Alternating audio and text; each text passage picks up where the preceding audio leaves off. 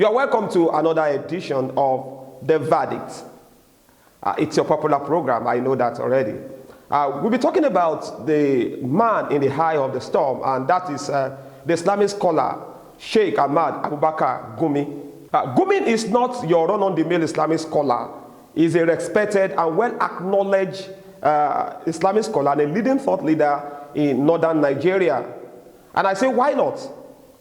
Considering his pedigree and level of education, Sheikh Gumi should be what he is.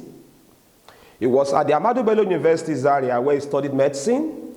He was at the Nigeria Defense Academy, Kaduna, and became a commissioned officer upon graduation. In fact, he left the army as a captain. He studied Islamic jurisprudence at Al-Akura University, Saudi Arabia. So when Gumi took upon himself the assignment of visiting bandits in the north, ostensibly with the goal of checking the state of their invention or attacks on communities, the idea was welcome. And to his credit, his negotiating role yielded some positive results, particularly in the release of the 334 boys who were last December abducted from government secondary school, Kankara, in Katsina State.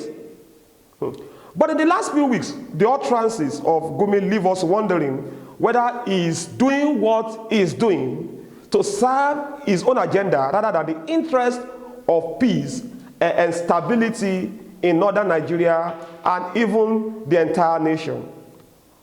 Okay, let's be clear about this. Bandits are criminals. Everyone whose mind is still sane knows that. And criminals deserve nothing else but the fullness of the wrath of the law. It is only repentant criminals that may be pardoned by the authorities and may even be turned witnesses in court in order to nail bigger and more vicious outlaws. There is no tenable excuse for crimes, especially the ones that involve wanton killings of innocent citizens. But Gumi, by his utterances, is pleading that Nigerians sympathize with the bandits. He seems to have established himself more as a friend of these bandits than an elder citizen of Nigeria who wants violent crimes to end. In one of his recent risible comments, Gumi said that the bandits were forced into criminality and described them as a population pushed into criminality by circumstances. Also recently, in a toxic and heavily bigoted comment, Gumi said the anger and attack of the bandits should be directed at Christian soldiers who had been killing them in the past.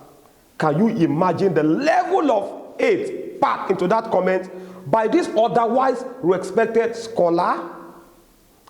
The comment was a sore disservice not only to the Nigerian army, but the whole country.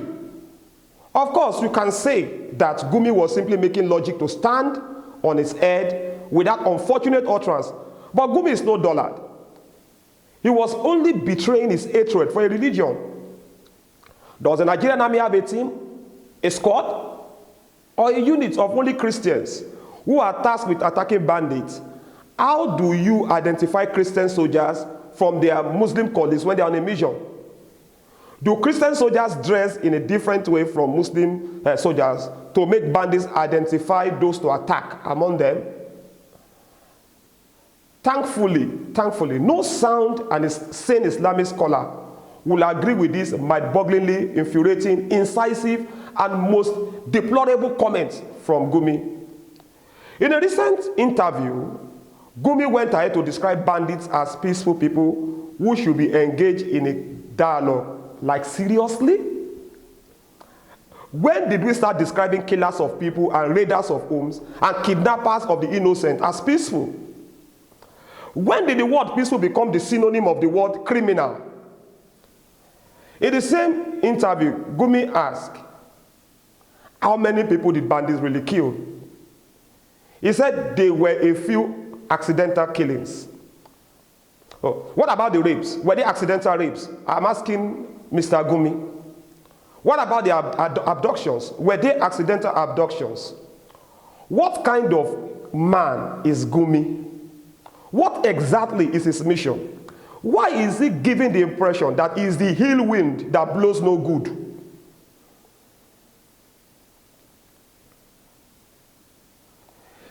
In yet another interview, this man actually called us journalists criminals for calling the bandits criminals.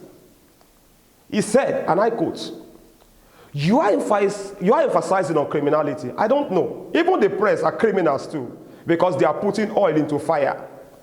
These people are listening to you. Don't address them as criminals if you want them to succumb. Can you beat that? I ask again, can you beat that? Mr. Gumi wants us to pamper the bandits.